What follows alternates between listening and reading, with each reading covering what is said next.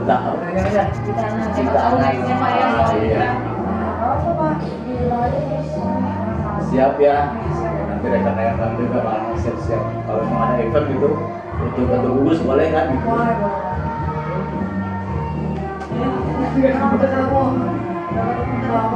Pokoknya pertama aja Pak ini. Salah Bapak. Terus yang lainnya yang ada bilang itu doang Pak. Ada yang apa lagi? Itu siapa?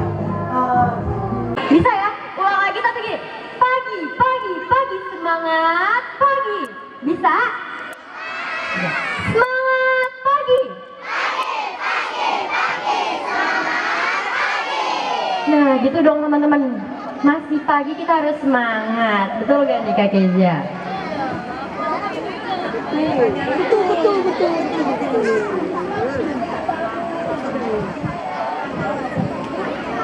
Halo teman-teman semua. Kenalin, aku Aisyah dari Duta Anak Pendidikan Kabupaten Tangerang tahun 2024. Di sini aku juga sebagai Forum Anak Kabupaten Tangerang.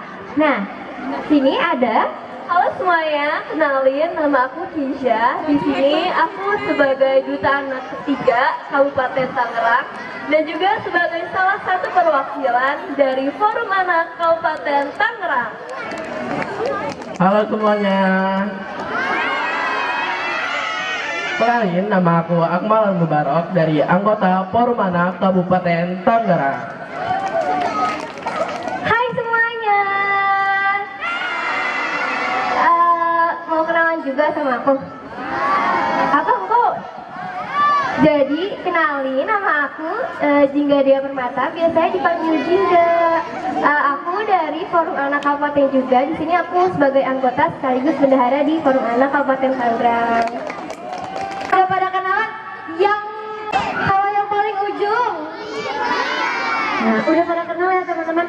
Hari ini kita di sini sama-sama pintar-pintar banget. Ya, tepuk tangan dulu dong.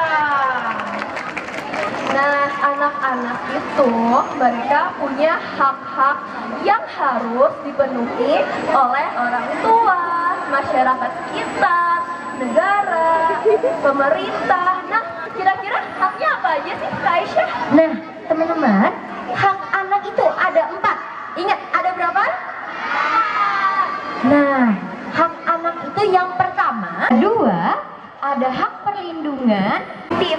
Makanya itu di sini mencakup bagaimana orang tua itu memberikan asuhan. Jadi pola asuh sendiri itu kayak bagaimana orang tua memberi aturan kepada anaknya, menunjukkan kasih sayang, dan juga membantu anaknya tumbuh menjadi pribadi yang mandiri. Jadi itu arti dari pola asuh begitu. Sekarang kita akan ngebahas tentang peran orang tua. Nah, peran orang tua ini dari diri orang tua itu sendiri. Orang tuanya udah jujur atau belum nih? Udah, aku nanya orang tua yang jawab anak-anak.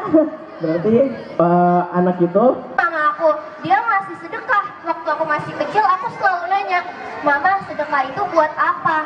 Di situ orang tua aku ngejelasin, sedekah itu buat dunia, deh. Sedekah itu buat. Jadi kita sebagai orang tua itu menunjukkan hal yang positif, lalu kita kasih tahu untuk apa, biar mereka itu mengerti dari kecil, lalu mengimplementasikan dari kecil, supaya nanti waktu saat mereka dewasa, mereka paham, oh untuk ini aku diajarin. Buat anak-anak tuh merasa, oh aku punya dukungan nih, aku pengen banget ikut lomba ini. Jadi rasa semangatnya tuh keluar lagi gitu. Nah, itu bisa mengakibatkan sang anak untuk memiliki kesehatan mental yang baik. Nah, bayangin aja kalau seorang anak itu tiap hari ya kita kasih afirmasi, kita kayak good job, kamu udah baik banget hari ini, you did such a great job today. Kita kasih mereka kata-kata yang bagus setiap harinya, mereka akan tumbuh kembang, mereka akan tumbuh besar dengan mental yang baik. Beda dengan anak-anak yang tiap harinya kita kata-katain sesuatu yang jelek. Kita kayak kata-katain mereka dengan hal-hal yang tidak.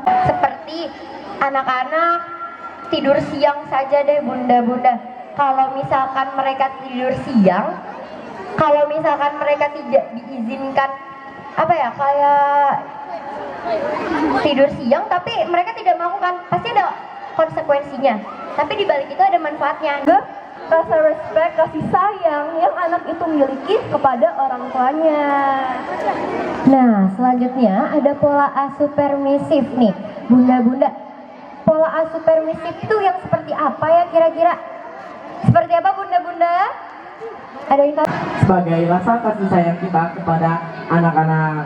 Nah, yang kedua yaitu ada kasih sayang non fisik, yaitu berupa kata-kata yang lembut yang memberikan sebagai contoh. Sekalian memberikan contoh kepada anak-anak bagaimana kata-kata yang baik. Oke, udah nih Kak Akmal. Ya. Jam 11 malam. Banget. Kalau libur jam 11 malam. Dikasih HP batasannya sampai jam berapa? Jam 8, jam 9, jam 8, jam 10, jam 1 malam. Astagfirullahaladzim. Main HP sampai kasih pertanyaan yang pelan-pelan dulu, baru kita terjun ke dalam hatinya. Siapa tahu itu bisa jadi anak itu mau ngedengerin kita daripada kita udah capek-capek ngomong, marah-marah. Gimana kalau kita tanyain nggak sih? Yang mana dulu nih Kak? Aduh dilihat-lihat bunda-bundanya cantik-cantik semua nih, Masya Allah. Yang mana nih? Oke, boleh. Kalau gitu kita ganti pertanyaan aja kali ya. Ganti pertanyaan. Kalau bunda boleh sharing nggak ya? Pertama, saya secara baik-baik dulu, tidak memaksakan. Kalau anak itu nggak ngedenger, baru saya harus memaksakan. Seperti itu sih, parenting yang saya pakai di rumah. Terima kasih. Yang dua-duanya, itu aja kira-kira. Iya betul. Tapi kalau misalkan di rumah, kalau dalam sistem main handphone nih ayah, aku penasaran nih. Kalau dikasih waktu gak sih? Kalau main handphone kebetulan anak saya udah pada dewasa, hanya sama tinggal cucu saja. Iya, Cucu cucunya, pun kadang-kadang yang umur 2 tahun setengah itu udah banget gitu ke handphone itu. Tapi saya batasi kemudian diberikan penjelasan bahwa itu memang dia suka yang favorit itu kipas angin dan jam dinding. Itu aja yang favorit dia tuh, nggak ada yang lain. Tapi dibatasi aja lah kita. Sementara masih kita. Gua gak kata. Bye-bye, teman-teman semua, sampai berjumpa lagi. Ya, kepada Ibu Dewan Guru